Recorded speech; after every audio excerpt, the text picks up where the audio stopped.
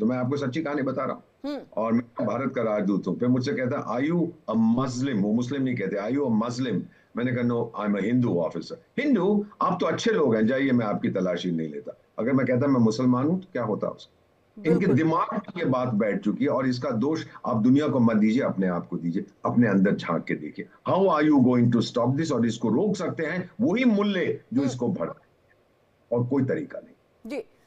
Major general Asthana जी, इसी डर से अमेरिका आज के वक्त में फिर से जो वहां के सिविलियंस है, वहां के लोग हैं, यही सोचने पे मजबूर हो गए कि 9/11 के बाद जो खासतौर से मुस्लिम वहां पर रह रहे हैं, तो वो ये सोचने पे मजबूर है कि 9/11 के बाद जो हमारी स्थिति हुई थी अमेरिका में, जिस तरह से हमने झेला था चीजों को, अभी देखिए दीपक जी ने अपनी जो पर्सनल चीजें हैं उसको यहाँ पर शेयर भी की है, एक बार फिर से कहीं वैसी स्थिति, वैसे सिचुएशन में ना हम चले जाए। क्या लग रहा है कि वापस से वैसा सिचुएशन आ सकता है अगर ऐसे ही कट्टरपंथी सोच वाले हमला करते रहे? बिल्कुल आ सकता है, और मैं पूरी तरीके से सहमत हूँ एम्बेसडर वोरा की बातों से। क्योंकि आप देखिए, यही नहीं, आज की डेट में हम्म। हम ताइवान जाते हैं, वहां पे दुकान होती है, उसमें लिखा होगा गुप्ता जनरल स्टोर। हम्म। और उसको पूछो भाई आप कहाँ से हो, बोलता है मैं पाकिस्तान से हूँ। यार तूने फिर पाकिस्तान का नाम क्यों नहीं लगाया? बोलता है सर कोई आएगा ही नहीं दुकान में। तो ये हर जगह, हम्म। ये कहानी यहाँ एक जगह की नहीं है, इतने दुनिया भर के देश हम लोग घूमते रहते हैं, सब जगह यही हाल है। तो धीरे से मतलब इसमें कोई शक नहीं है कि ये एक रियलाइजेशन आना पड़ेगा। जो हम्म। इनके मौलवी हैं, जो इनके रिलीजियस लीडर्स हैं, हम्म। उनको ये समझना पड़ेगा कि इससे कौन तबाह हो रही है। वो लोग तबाह हो रहे हैं, उनकी जो बच्चों का भविष्य है वो बर्बाद हो रहा है।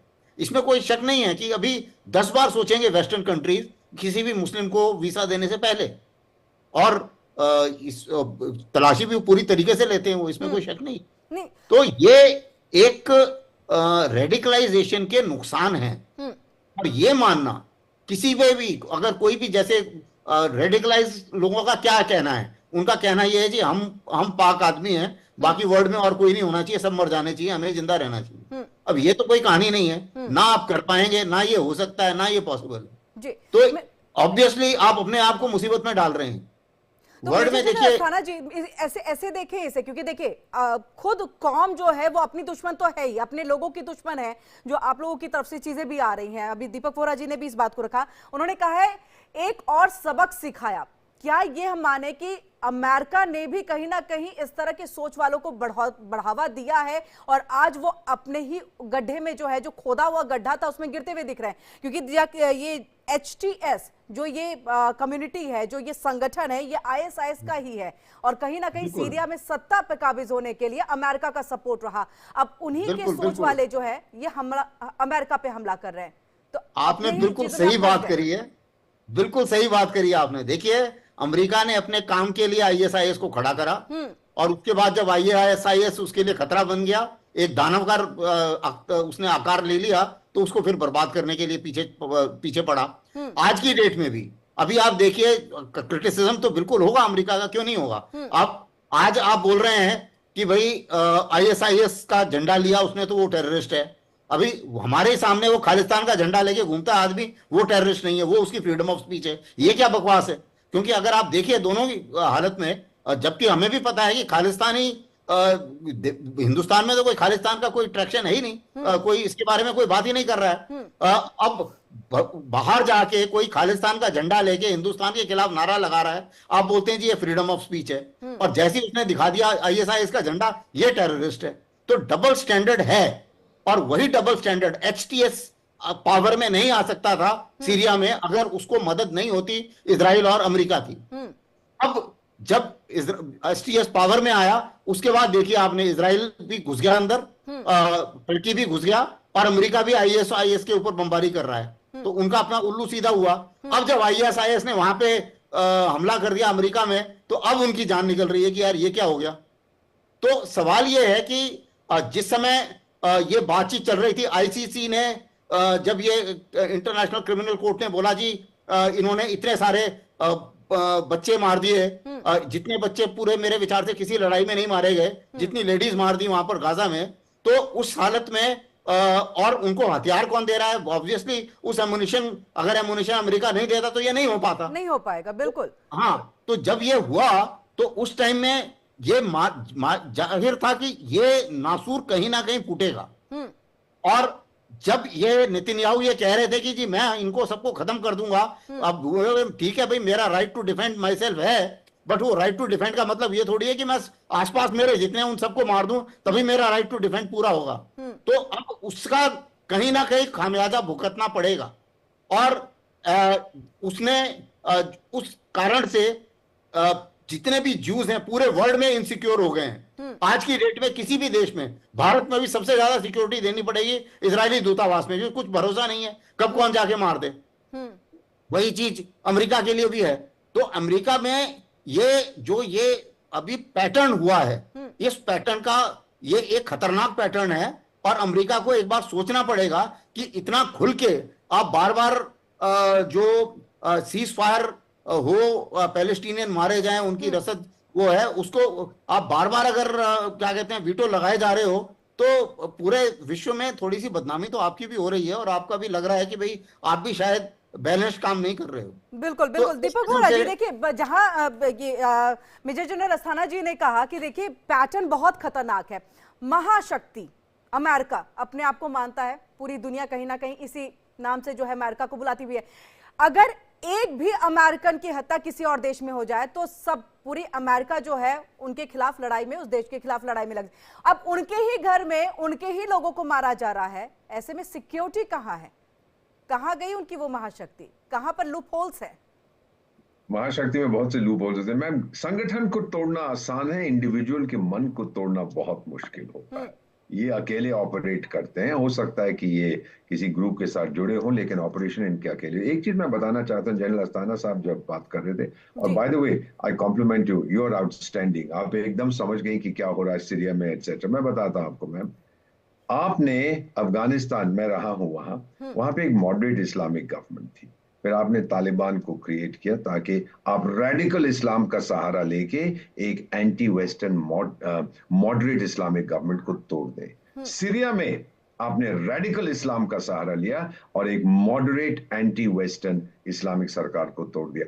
बांग्लादेश में आपने रेडिकल इस्लाम का सहारा लिया है और आपने तोड़ दिया है एक moderate but anti western Islamic government, Sheikh Hasina. तो इतिहास का सबक यह है कि इतिहास का कोई सबक नहीं है। और यही सांप जिनको आप दूध पिला के कह रहे हैं भाई जाके उसको बाहर निकालो, वो एंटी वेस्टर्न है, यही आपको डस रहे हैं।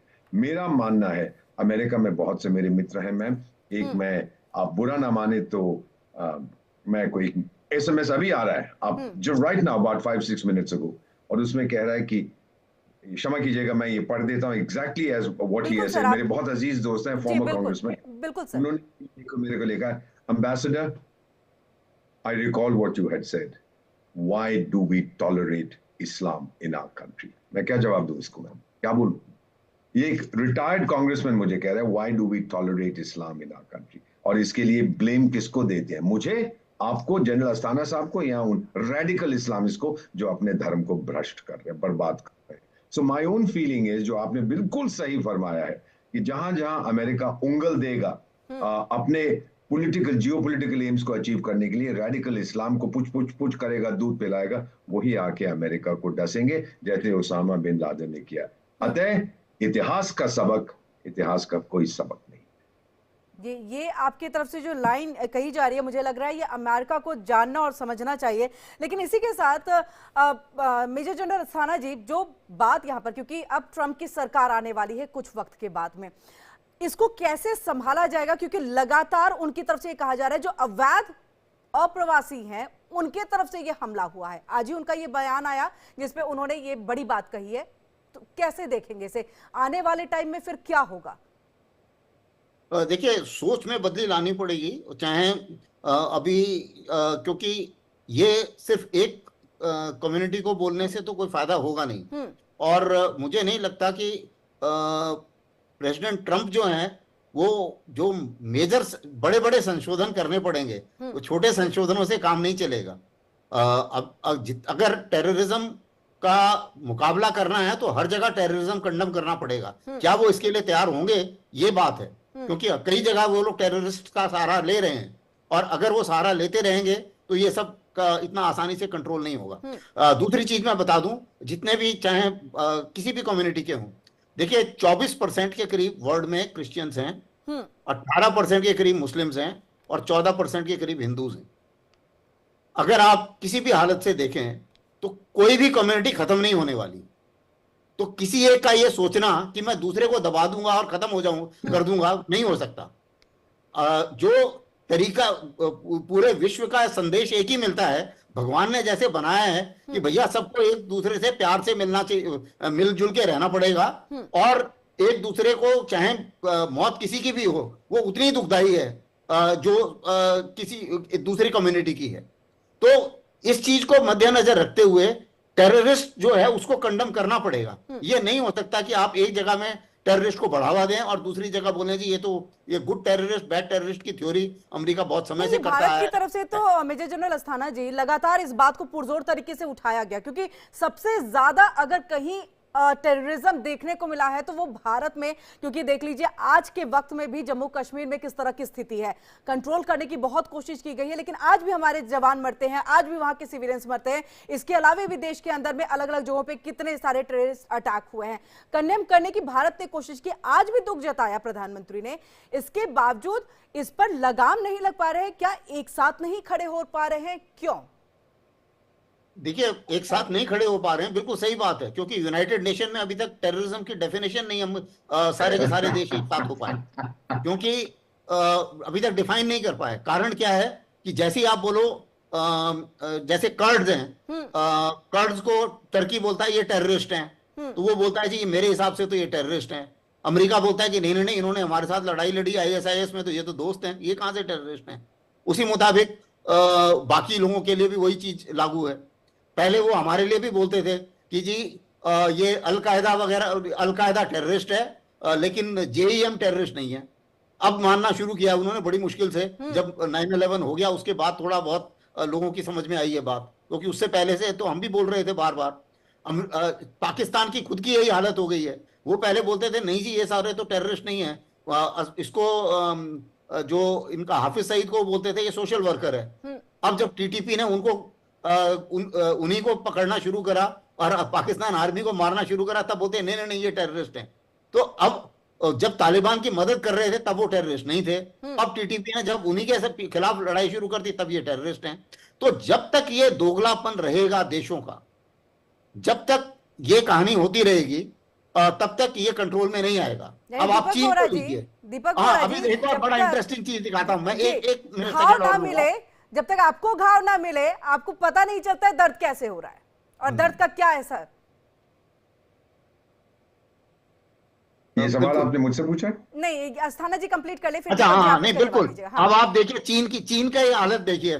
चीन ने बोला था, जब हमने बोला कि भाई इसको इंटरनेशनल टेररिस्ट डिक्लेयर करो, चीन बोलता है जी टेक्निकल डिले है, थोड़ा सा टेक्निकल पॉइंट उन्होंने निकाला था। अब जब 23 चीनी मर गए हैं वहां पे, तो अब पाकिस्तान के अंदर, तब इनकी सबकी जान निकली पड़ी है। अभी वो बोल रहे हैं कि नहीं नहीं ये टेररिस्ट हैं और TTP के खिलाफ एक्शन लो, पाकिस्तान के ऊपर भी प्रेशर डाल रहे हैं वो, और उसी चक्कर में तालिबान में और पाकिस्तान का झगड़ा हो गया आपस में।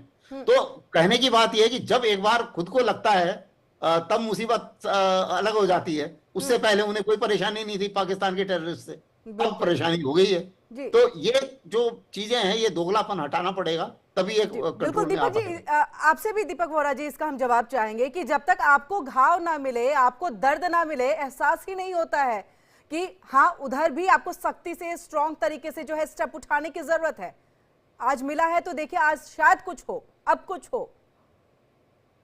आपने बिल्कुल सही कहा है मैम। जब मैं यूनाइटेड स्टेट्स में पोस्टेड था इन द 1980s, हम लोग बात करते थे, उनको कहते थे देखो ये बहुत आतंक फैला रहा है पाकिस्तान, एटसेट्रा एटसेट्रा, टेररिस्ट को ट्रेनिंग दे रहा है, आप थोड़ा कुछ इनके ऊपर दबाव डालिए। उस समय हमारी भी स्थिति इतनी मजबूत नहीं थी, लेकिन अमेरिका कहते भाई ये पाकिस्तान और भारत की ये तो बॉर्डर इशू है, छोटी मोटी चीज है, आप लोग संभालिए, हमें क्यों तंग कर रहे हो। फिर जब 9/11 हुआ, हमसे कहने लगा अरे वो फाइल कहाँ गई जो आप हमको देना चाहते थे, आपने बताया था ये आतंकी है, ये वो, जरा दिखाओ हमको, हमने तो कहीं फेंक दी उस फाइल को। तो जब आपने बिल्कुल सही कहा, अपने आप मुंह पे तमाचा पड़ता है, फिर आप देखने लगते हैं कि ये क्या हुआ है। मेरा मानना है मैम, भले ही दुनिया डोनाल्ड ट्रंप से मोहब्बत करे या नफरत करे, इसका दिमाग सही जगह है। मिसाल के तौर पे इजराइल ने जब हमला करना था ईरान के कुछ एरियाज पर, तो ये जो इस समय बुढ़न साहब 90 साल वाला जो है बैठा हुआ है वॉशिंगटन में, इसका पता नहीं होश कहां पर है, तो उसने कहा कि आप सब कुछ कर सकते हैं ईरान में, लेकिन उनकी न्यूक्लियर फैसिलिटीज पर हमला मत करो। और डोनाल्ड ट्रंप क्या कहता है, अरे टाइगर, सिर्फ न्यूक्लियर फैसिलिटीज को मारो, उनकी यूनिवर्सिटी को मारने को या उनके एक शॉपिंग मॉल में बम गिराने से क्या होगा, उनकी न्यूक्लियर फैसिलिटीज को बाहर निकलो। He is very pragmatic man. आपको याद होगा उसने बॉर्डर पे भी बंद कर दिया था और कहा दिया था कि इस्लामिक देशों के लोगों को हम वीजा नहीं देंगे। बाद में प्रेशर आया, वो मुकर गया। मेरा मानना है ma'am, and this is a very strong personal feeling, मेरा ख्याल है 70, मेरे दोस्त कहते हैं 70-80% अमरीकी इस समय चाहते हैं कि मुसलमान उनके देश में नहीं आए। और थोड़ा सा दंगा होगा, लेकिन अल्टीमेटली वो कंट्रोल, दुनिया का सबसे शक्तिशाली देश है, वो कंट्रोल करेंगे। और इसकी जिम्मेदारी सिर्फ इस्लामिक रेडिकल्स पे होगी। अपने पैरों पे वो खुद कुल्हाड़ी मार रहे हैं, पूरी दुनिया उनके बरखिलाफ हो रही है ma'am. And that is a very positive trend, और थैंक यू कि आपने इसको हाईलाइट किया है। मेजर जनरल अस्थाना जी, आप सहमत लग रहे हैं दीपक वोरा जी की बात से? क्या वाकई आने वाले वक्त में, क्योंकि देखिए भारत भी नहीं चाहता है कि इस तरह की विचारधारा, इस तरह की आइडियोलॉजी लेकर के कोई भी मुस्लिम जो है वो देश में रहे और आतंकवाद को फैलाए। सेम वैसे ही अमेरिका से भी अब ये बातें सामने आ रही है। अभी देखिए मैसेज भी दिखाया यहाँ पर दीपक वोरा जी ने। क्या ये हम माने कि आने वाले टाइम में धीरे धीरे इन सबके लिए जो है एंट्री बैन हो सकती है? देखिए, मैं उनकी पूरी बात से सहमत हूं, लेकिन भारत की थोड़ी सी स्थिति अलग है। हमारे पास तो 30 करोड़ मुसलमान हैं ही, तो एंट्री बैन होने की बात नहीं है। और इसमें से सबसे अच्छी चीज भारत में यह है कि भारत के जो मुस्लिम भाई बहन हैं उनमें जब ये ISIS का रिक्रूटमेंट हो रहा था, अगर आप पर कैपिटा रिक्रूटमेंट देखें तो भारत का बहुत कम है। यानी कि जितने लोग हमारे यहाँ से ISIS में गए वो और जितनी हमारी पॉपुलेशन है, सेकंड लार्जेस्ट मुस्लिम पॉपुलेशन है हमारे पूरे वर्ल्ड में, भारत के अंदर, लेकिन ISIS में बहुत गिने चुने लोग गए थे। तो उससे यह साफ नजर आता है कि मेजॉरिटी जो मुसलमान हैं वो इस विचारधारा में शामिल नहीं है, लेकिन कुछ लोग हैं। और जितने रेडिकल लोग हैं उनका जो है एक तरीके से उनको नकारा जाना चाहिए। और उनको नकारने के लिए मुझे लगता है कि जितने रिलीजियस लीडर्स हैं उनकी भी एक बहुत बड़ी भूमिका है, रिलीजियस पॉलिटिकल लीडर्स की भी एक बहुत बड़ी भूमिका है।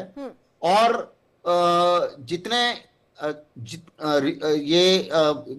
इसी कौम के जितने लोग अच्छा कर रहे हैं, यानी कि अच्छे प्रोफेशंस में हैं, उनकी भी एक बहुत बड़ी भूमिका है। क्योंकि एक अच्छा सेंस प्रिवेल होना चाहिए, जैसे कि एम्बेसडर साहब ने बताया था कि अगर हम ये और ज्यादा रेडिकलाइज करेंगे तो पूरी दुनिया हमारे खिलाफ हो जाएगी, हमें क्या मौका मिलेगा आगे जहां बढ़ने का।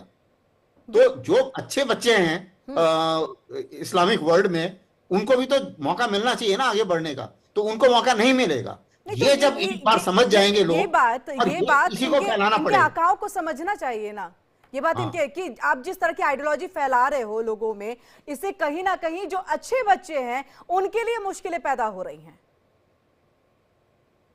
बिल्कुल। ये तो जब जियोपॉलिटिक्स और जी जियोपॉलिटिक्स और जियो इकोनॉमिक्स का जमाना है, ये जियो रिलीजन का जमाना नहीं है। वो जमाना जा चुका है।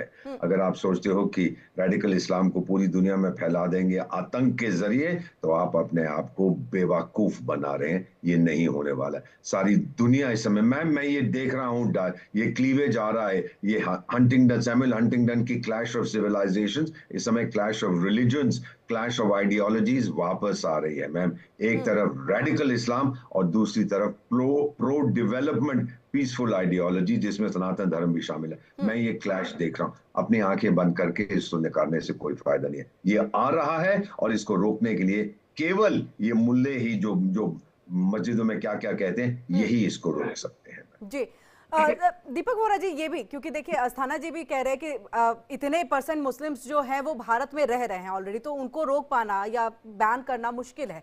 लेकिन हम पाकिस्तान से आ रहे लोगों को तो बैन कर सकते हैं ना, क्योंकि कहीं ना कहीं आतंकवाद की जड़ है पाकिस्तान, वहां की सरजमी है। वहां ISIS जिनका अमेरिका में भी अभी हमले को लेकर के हाथ आ रहा है सामने, वो भी एक तरह से पाकिस्तान से ही उपजे हुए हैं। तो क्या माने कि पाकिस्तान पर बैन होना चाहिए, पाकिस्तान को पूरी तरह से दरकिनार कर देना चाहिए? क्योंकि होना चाहिए, कुछ तो सख्त कदम, कुछ तो स्ट्रॉन्ग स्टेप उठाने की जरूरत है, वरना सिविलियंस मारे जा रहे हैं। अमेरिका ने जब पाकिस्तान रिपोर्ट्स आई, जनरल साहब जानते हैं कि Pakistan long range missiles develop कर रहा था, तो अमेरिका ने 2-4 कंपनियों के ऊपर प्रतिबंध लगा दिए, दुनिया को दिखाने के लिए बहुत शोर मचाया। बट बेसिकली उनको पाकिस्तान की जरूरत है अफगानिस्तान को कंट्रोल करने के लिए। Ma'am, you are absolutely right, Pakistan दुनिया में आतंक का गढ़ है, एपी सेंटर ऑफ टेररिज्म। और जब ये न्यू ऑर्लिन्स में अटैक हुआ, मैंने अपने कुछ मित्र जो है उनको भी कहा कि आई एम वेरी सॉरी, बहुत दुख हुआ कि लोगों की जान गई, कंडोलेंसेस।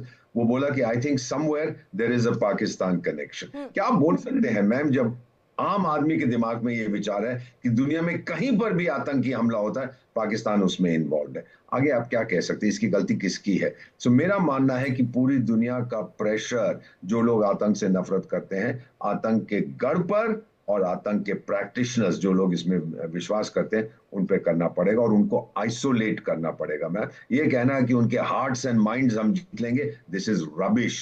वो हमारे हार्ट्स एंड माइंड्स बर्बाद हो जाएंगे, उनका कुछ नहीं होने वाला है। उनकी आइडियोलॉजी बहुत डीप है, वो रेडिकलाइज हो चुके हैं, वो किसी की बात सुनने को तैयार नहीं है। Therefore, the only thing is, इनको आइसोलेट करिए, इनको एक्सपोज करिए और इनको सजा दीजिए।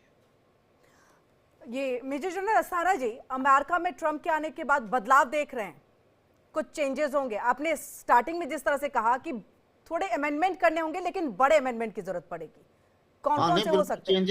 चेंजेस होंगे क्योंकि प्रेसिडेंट ट्रंप जो ये कुछ हो रहा है इसके ऊपर चुप तो बैठने वाले नहीं है, कुछ ना कुछ तो करेंगे वो। और वो भी दिखाना चाहेंगे कि जो प्रेसिडेंट बाइडेन के टाइम में ये सब हुआ, उन्होंने अभी बोला कि CIA कमजोर है, FBI कमजोर है, ये कुछ इस किस्म के स्टेटमेंट दिए हैं। तो जाहिर है कि जब वो कुर्सी पे आएंगे तो वो चाहेंगे, वो थोड़ी सी तो रस्साकशी होगी और उनको कसना चाहेंगे वो कि भाई ये कैसे हो गया। क्योंकि 9/11 के बाद में काफी उन्होंने कंट्रोल किया था और उस कंट्रोल्स का काफी फर्क भी पड़ा था, ऐसी बात नहीं है। तो अब जाहिर है कि कहीं ना कहीं तो लगाम कसने की जरूरत है। और मुझे लगता है कि ISIS का कनेक्शन निकल जाता है तो पाकिस्तान को भी कस देंगे ट्रंप? हाँ बिल्कुल, उन्होंने पहले भी बंद किए थे पैसे पाकिस्तान के, क्योंकि इस मामले में वो डिसीजन ले सकते हैं। सबसे बड़ी चीज ये है कि आज के जमाने में ऐसा लीडर मिलना जो डिसीजन ले सके, वो ज्यादा इंपॉर्टेंट होता है। और तभी मेजर चेंजेस होते हैं।